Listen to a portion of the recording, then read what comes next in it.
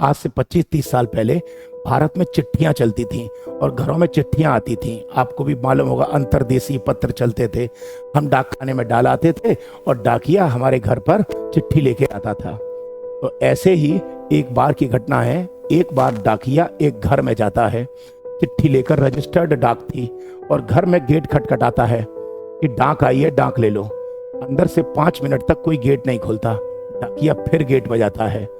जब कोई 5 मिनट तक नहीं आता तो डाकिया कहता है, भैया कोई अंदर है तो चिट्ठी ले लो। तो अंदर से आवाज एक बच्ची की आती है, एक लड़की की आवाज आती है कि आप अभी थोड़ी देर रुक जाइए, मैं अभी आ रही हूं। डाकिया कहता है ठीक है, आ जाओ। फिर 5 मिनट तक गेट फिर नहीं खुलता। तो डाकिया कहता है, बेटा आ जाओ, चिट्ठी ले लो। तो अंदर से लड़की आवाज लगाती है, डाकिया जी मेरे को 2-3 मिनट और लगेंगे, आपको जल्दी है तो आप गेट के नीचे से चिट्ठी डाल दो। डाकिया कहता है कि नहीं, रजिस्टर्ड डाक है, आपके साइन लेने होंगे, मैं इंतजार कर रहा हूं, जल्दी आ जाओ। और फिर 2-4 मिनट बाद गेट खुलता है। डाकिया गुस्से में था, उस लड़की को चिल्लाना चाहता था कि इतनी देर हो गई, 15-20 मिनट हो गए, एक घर में इतना टाइम लगा दिया। लेकिन जैसे ही गेट खुला तो डाकिये का सारा गुस्सा खत्म हो गया, सारा जो फ्रस्ट्रेशन था वो दूर हो गया। क्यों? क्योंकि वो एक नन्ही सी लड़की थी और उस नन्ही सी लड़की के पैर नहीं थे, उसके पैर नहीं थे। डाकिये ने जब देखा कि उसके पैर नहीं थे तो वो देखता ही रह गया, वो चौंक गया और उसे गुस्सा नहीं आया बिल्कुल। और वो चिट्ठी लड़की को देता है और लड़की के साइन करा के ले जाता है। तो डाकिया ने बेटी से पूछा कि तुम्हारे घर में और कोई नहीं है? तो उसने कहा नहीं, मेरी मम्मी खत्म हो गई हैं और मेरे पापा काम के, नौकरी के सिलसिले में बाहर रहते हैं, तो कभी आते हैं कभी जाते हैं। मेरी देखरेख के लिए काम वाली बाई रहती हैं, वो सुबह शाम आती हैं, काम करके चली जाती हैं। अभी मैं घर पर अकेली थी इसलिए गेट खोलने में लेट हो गई। डाकिये ने कुछ नहीं कहा, चला गया। फिर ऐसे ही कुछ दिन बाद फिर चिट्ठी आई, फिर लड़की को गेट खटखटाया, लेकिन अब डाकिये को गुस्सा नहीं आ रही है। 15-20 मिनट चाहे लग जाए, डाकिया आराम से आता है, चिट्ठी देता है और उस लड़की के सिर पर हाथ रख के आशीर्वाद देकर जाने लगा। लगभग 2-3-4 महीने गुजर गए। 2-3-4 महीने में उस डाकिये को उस लड़की से लगाव हो गया और लड़की को भी उस बुजुर्ग डाकिया भी बुजुर्ग था बेचारा, गरीब आदमी, उससे अपनापन सा हो गया। लेकिन एक दिन लड़की की नजर डाकिये के पैरों की तरफ पड़ती है तो देखा डाकिया नंगे पैर था, क्योंकि डाकिये की सैलरी उतनी नहीं थी, उसे कम पैसे मिलते थे, उसके पास चप्पल नहीं थी। लड़की ने देखा और लड़की ने जैसे ही देखा तो जैसे डाकिया चला गया तो बारिश के मौसम की वजह से बाहर कीचड़ थी और कीचड़ में डाकिये के पैर झप गए थे। लड़की अंदर गई और एक कागज लेके आई और कागज लेने के बाद कागज पर उस डाकिये के पैरों के निशान ले लिए, आकार ले लिया, जिससे पता चल जाए डाकिये के पैर कितने बड़े हैं। और कुछ दिन बाद लड़की अपनी जो बाई थी उसको उस आकार, कागज के आकार के जूते लाने के लिए कहती है कि आंटी ये लो पैसे, एक जोड़ी जूते ला दो।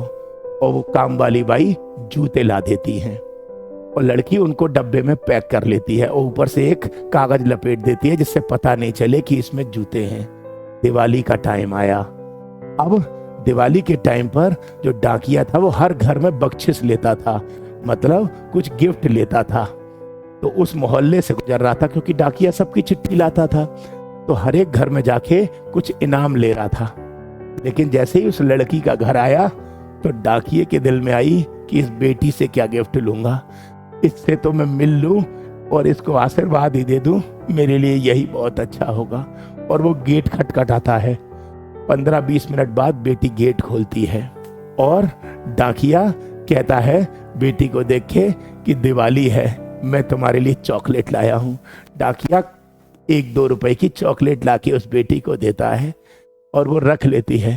तभी बेटी अंदर जाती है, कहती है डाकिया चाचा आप रुकना, मैं अभी आती हूँ। और अंदर जाके अलमारी में से वो जूते का डब्बा निकाल के लाती है और डाकिया चाचा को देती है और कहती है डाकिया चाचा दिवाली पर मेरी तरफ से ये आपको गिफ्ट है, एक बेटी की तरफ से है, आप मना मत करना।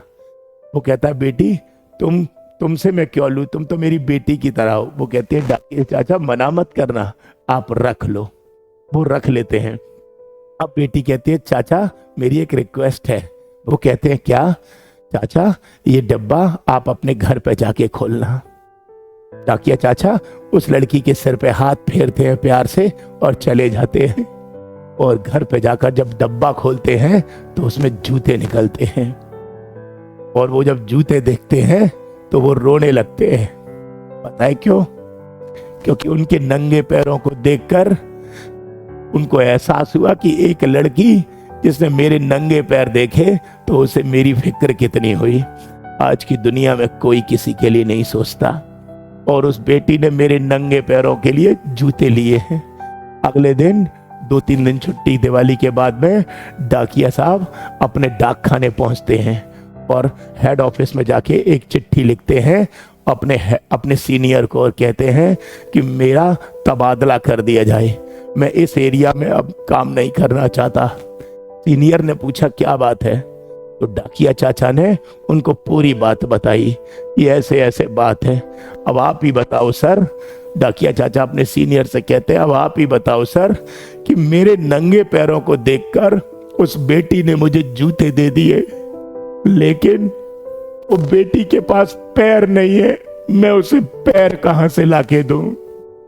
दोस्तों, दुनिया में बहुत कम लोग होते हैं जो दूसरे को दर्द को अपना दर्द समझते हैं, लेकिन सच बताऊं तो आज हम सबको एक दूसरे का दर्द समझना चाहिए, क्योंकि पता नहीं कौन किस दर्द से गुजर रहा है। आप सभी को अच्छी लगी हो तो कमेंट करके बताइएगा, और अच्छी नहीं लगी हो तो आप डिसलाइक भी कर सकते हैं।